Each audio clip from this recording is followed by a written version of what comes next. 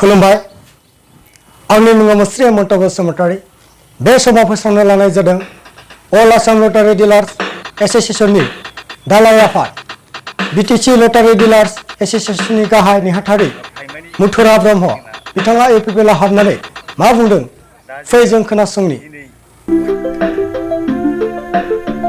मुङा मुथुरा ब्रह्म गामिया सलसलि आङो नैबे 22 नं कख्लाबारि जि माबानिनो सिङाव दा जोंना आरो आनसलिक हिसाबै प्राइमारि माबा हिसाबै जोंना राबां गोग्लैयो। दा जोङो दिनै 9 थारिखआव दिनै राबांनि बे प्राइमारि जि इउपिपिएलनि प्राइमारि कमिटिया दिनै जइन सेरेमनि लादों। बेवहाय जोङो गासै डिलार माखायानो जोंना फैनानै जों जगदान होफैदों।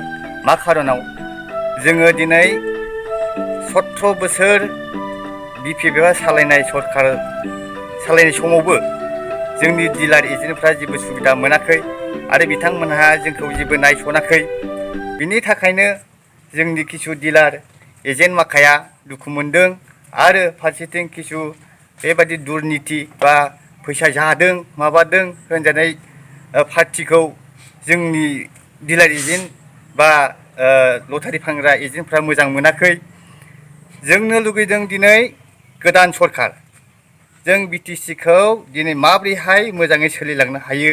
बेखायनो आङो सासे अल आसाम डिलार एसोसिएशननि सेक्रेटारि जानानै आं नैबेखौसो बुंहरदों।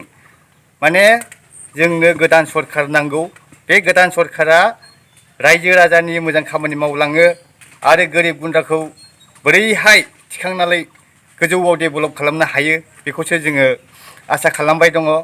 बेखायनो जोङो गोजाम सरकारजों हेफाजाब होआबालासिनो जोंनो नैबे बिथां प्रमद बर'आ दैदेनलांगोन जि इउपिपिएल सरकार दानागोन बे सरकारखौसो जोङो बरायगासिनो दङ आरो जों दिनैबो बरायदों।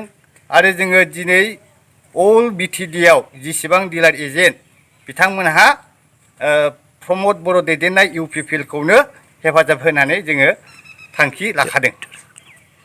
बे इउपिपिएलआ जेब्ला सरकार जायो अब्ला जोंनि जिखिनि समाज गासै जाथि जनजातिखौ जुदि रैखा खालामनो हायो एबा जोंनि जिउ खांनायखौ सारि फालिउ बिफांनिफ्राय जेनेबा सारि फालिउ माने प्रब्लेमनिफ्राय जोंखौ रैखा खालामनो हायो।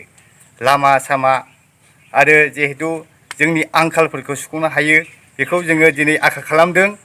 बेखायनो जोङो गासै जोंनि बिटिडिआव जेसेबां डिलार एजेन्ट दं टिकेट फानग्रा लटारि फानग्रा बिथांमोनखौ जोङो खावलायगासिनो दङ। बिथांमोनहाबो जोंजों हेफाजाब होगासिनो दङ।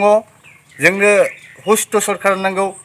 बे सरकारा जिहेतु जोंनि गासिबो रायजो राजाखौ मदद खालामनो हायो रायजो जानायाव संसार जानायाव लामा स्कुल गासिखौबो बिथांमोनहा डेभेलपआव लांनो हागोन।